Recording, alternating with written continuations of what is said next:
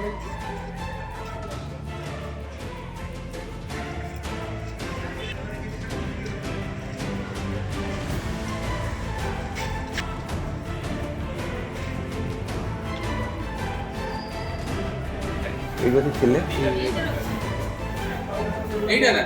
ନାଁଟା ମନୋଜ ମଲ୍ଲିକ।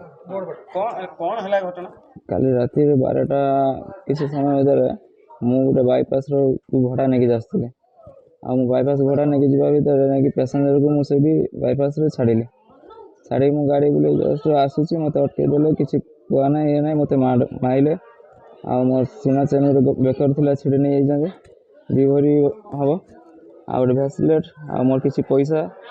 ଆଉ କେତେ ଜଣ ଥିଲେ? ଉଦ୍ଦେଶ୍ୟ କ'ଣ ଥିଲା କି ଜଣା ପଡ଼ୁଛି?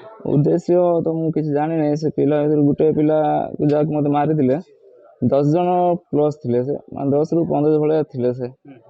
ଆଉ ତା ଭିତରୁ ମୁଁ ଗୋଟେ ପିଲାକୁ ଦେଖିତେ ପାଇଲି ଯେ ସେ ପିଲା ଆଗରୁ ଅଟୋ କିମ୍ବା ବାଇକ୍ ସେସବୁ ମାନେ ଛଡ଼ାଛଡ଼ି କରେ।